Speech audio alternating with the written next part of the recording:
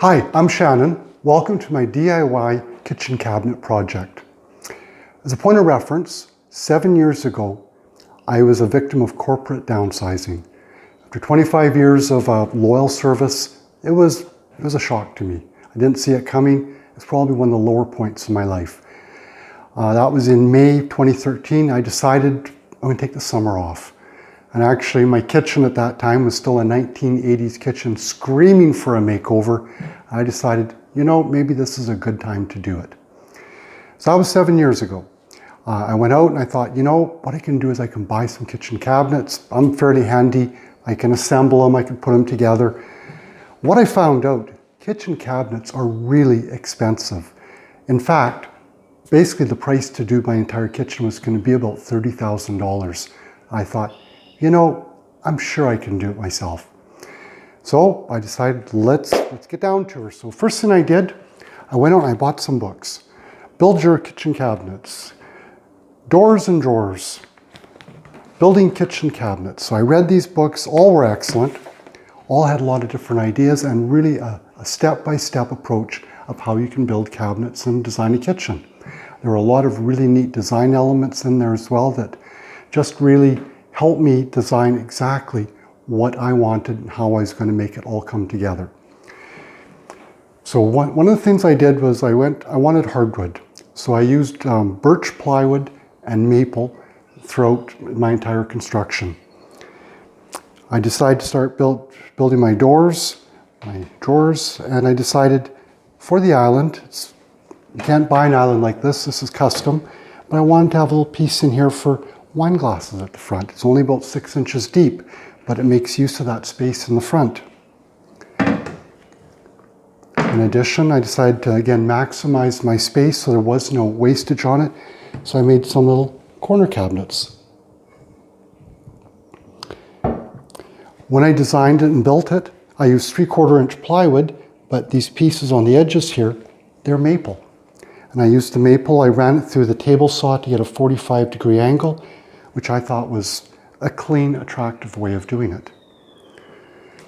You'll notice that I've got some these are actual pull-outs. They're not doors that open. It makes it a lot easier to get stuff from the side. Again, I just thought it was an easier way than having doors where you have to reach in and do things. When I built these cabinet doors, I actually built the doors, took it into a glass place, and they cut the glass to the exact size, and I just mounted it in the back. When it came to the cabinet countertops, what I did was I actually got, what I really liked was a marble type top, but then I built, again, this is maple. I put a little biscuit in it, and I could actually take these, glue them and clamp them. So these are all glued in as an edging for all my countertops. Again, I thought drawers were a lot nicer way of going than trying to have doors where you're bending down and reaching. So you'll notice I've got a bank of drawers throughout here. In the corner, I got to tell you about this cabinet. This cabinet has a little bit of a story to it. I built the entire thing. I built it in the house. It probably came in probably close to 150 pounds when I'd finished it all. And I was having a heck of a time trying to lift it up, put it in place so I could secure it to the wall. So I actually wound up getting a jack and jacking it up so I could get it exactly where I wanted and then get it mounted. And that included all the trim on the top. I also built my own Lazy Susans. So I actually took wood, I wetted it, eventually kind of bent it around and created my own Lazy Susans. Top and bottom, easy access to get at things.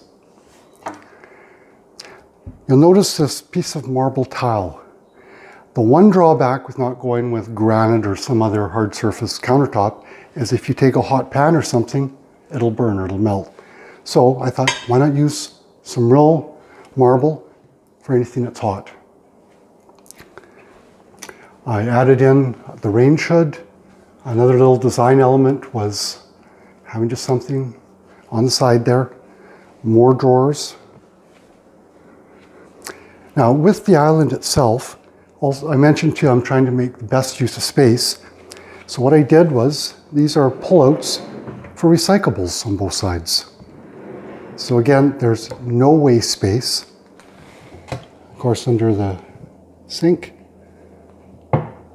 And then a really nice farm type sink. I like a nice big sink. Again, everything's stainless steel and stainless steel handles and hardware. Notice that I've got a little bit of fancy stuff on some edges, some corners. This is one of the things actually I saw in the book. And they talked about taking a router and doing a little bit of design, fancy stuff.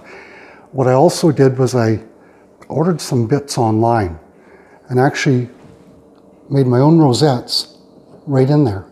So I've got the big size and I've also got a smaller size, which I used over on this cabinet, which again, just gives it a little bit more of an element of a little more detail. So this little cabinet was just to kind of square off the other side of the kitchen, and it's the break between the living room and the kitchen, keeping everything with really an open space area. Now you'll also notice, and here's another idea, I've got stainless steel for kicks on the bottom of all my cabinets. And the reason for that is it's really maintenance free, it's really clean looking. And actually I went out to the metal place and they sold me a sheet. They even sliced it 3.5 inches. So it's just a question of mounting it all along the bottoms.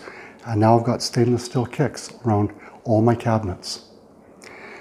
And that's a quick overview of my DIY kitchen cabinet project. It was a 3 month labor of love.